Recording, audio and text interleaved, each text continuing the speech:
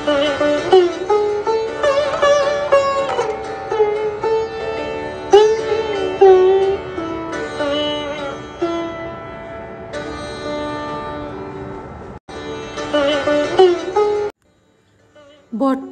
সমাজের সমস্যা ও স্বামীজির বাণী। প্রব্রাজিকা মোক্ষপ্রাণা, পত্রিকার ৮ম বর্ষ, ৪র্থ সংখ্যা।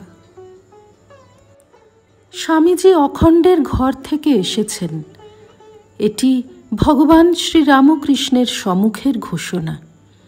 আমাদের ভারতবাসীর উদ্ভব ঋষি বংশ থেকে। সুতরাং শ্রীরামকৃষ্ণ জগৎ উদ্ধারের কাজে যাকে আহ্বান করে নিয়ে এলেন, তিনিও যে স্বয়ং এক মহান ঋষি হবেন সে বিষয়ে আর সন্দেহ কি? স্বামীজির জীবন বৃত্তান্ত আপনারা অল্প বিস্তর জানেন। যদি জানা না থাকে, জানার চেষ্টা করুন, পড়ার চেষ্টা করুন। দুঃখের সঙ্গে দু একটি কথা বলি। ঘরে ঘরে এখন টিভি আছে। আপনারা সত্যিই কি লাভবান হচ্ছেন, বা সন্তানদের কি সত্যিই কিছু শেখাতে পারছেন? দেশের সংবাদ, দেশবাসীর সংবাদ, ইতিহাস, ভূগোল আপনারা কতটা অবহিত? এত বড় দেশ আমাদের ভারতবর্ষ, তার কত প্রাচীন ঐতিহ্য, এর কি পরিচয় আপনাদের কাছে আছে? আপনারা কি ভালো করে জেনেছেন কোথা থেকে ভারতবাসীর উদ্ভব? এর দেবদেবীই বা কারা? ছেলে মেয়েদের কাছে সেসব গল্প করে কি শুনিয়েছেন?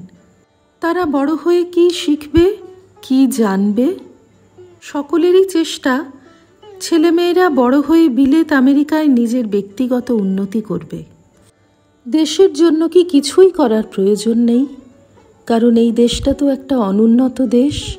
এইভাবেই কষ্ট করুক আর সকলের নিন্দে মন্দ কুড়িয়ে মরুক।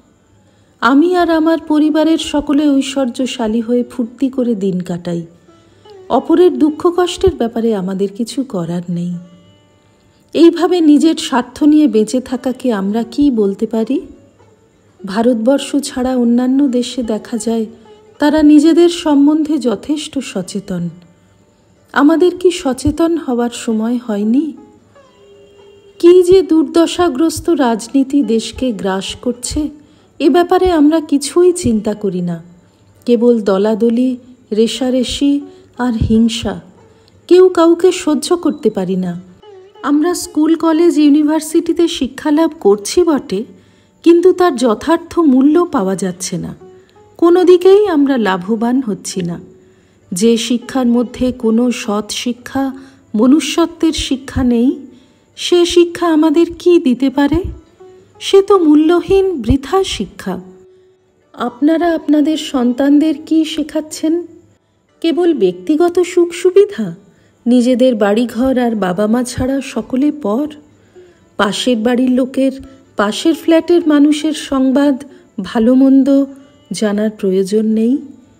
নিজেদের অন্তরকে প্রশ্ন করুন, কি দিতে পারছেন সন্তানকে? স্বামী বিবেকানন্দ বারবার ধর্মের উল্লেখ করছেন। সকলেরই ধর্ম আছে। আমরা মানুষ। আমাদের মনুষ্যত্ব ধর্ম আর কিছুই নয়, কেবল ভালোবাসা। বাড়িতে বাবা মা, ভাই বোন ইত্যাদি সকলকে যদি ভালোবাসি, তাহলে প্রত্যেকের প্রতি কর্তব্যবোধ কি আসবে না? তেমনি পাশাপাশি বাড়ির লোকের সঙ্গে ভাব ভালোবাসা ধীরে ধীরে বাড়তে থাকলে সকলের মধ্যে সেটা ছড়িয়ে পড়বে, নিজের হৃদয়েও ক্রমশ প্রসারিত হতে থাকবে। কর্তব্য অকর্তব্য সম্বন্ধে ধারণাও বাড়তে থাকবে।